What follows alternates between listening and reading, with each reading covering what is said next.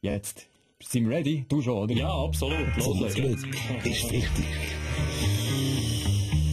Was für eine Woche. Aber zuerst mal die harten Themen, oder? Warm anlegen in der Schweiz, nicht nur weg im Wetter, nicht nur weg der Grippewelle.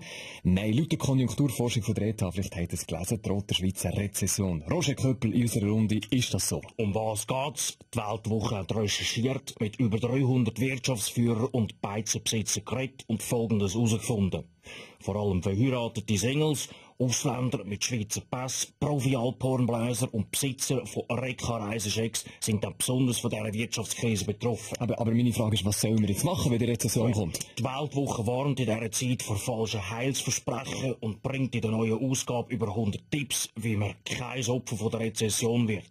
Sonderausgabe gibt zum Beispiel auch einen Rezessionspreis, den man zahlen kann, zum Beispiel für 197,50 Franken und das Ganze an jedem Kiosk. Beim Abschluss von einem lebenslänglichen Weltwochen-Abo gibt's das Ganze noch gratis. Inklusive einer angriffigen Radiosendung mit mir. Ja, ist genug Werbung jetzt. Nicht nur das Budget in der Schweiz ist ja knapp, sondern auch der Platz in den Gefängnissen haben wir diese Woche können lesen. 7000 Häftlinge hocken aufsummiert in der Kiste bei uns im Land.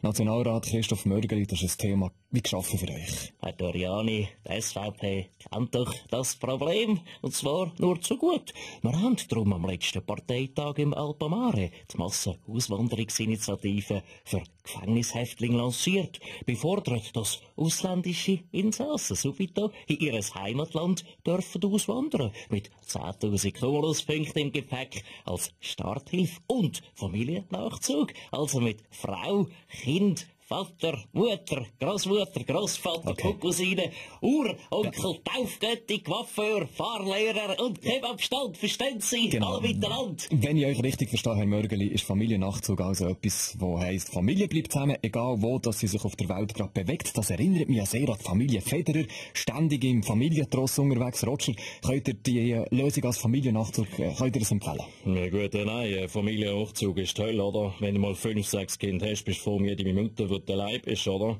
Darum mache ich im Moment auch jedes Hafenkäse-Turnier in Asien mit, oder? Sodass wir mit mir nicht einfach nachreisen kann. Was ich noch fragen, wieso seid ihr eigentlich nicht mehr, wieso habt ihr keine Lust mehr für den Davis Cup, wie ich diese Woche gehört habe? Dann wäret ihr ja auch mal ein bisschen weg von daheim. Ja, klar, aber dann hast du so ein scheiß Heimspiel, wo du die ganze Woche in der Schweiz bist und peng, hast du die ganze Familie wieder an der Backe, oder? Das sind die schlimmsten Tage im Jahr. Und jetzt seid ihr einmal das Challenge Open ausgeschieden, jetzt müsst ihr ja heim. Nein. Wieso nicht? Ja gut, ich mache jetzt hier in Australien noch so einen Didgeridoo-Kurs, um das dann kollegial mit dieser Outback Vuvuzela heute im Halbfinale anzuführen. Zum Glück ist wichtig.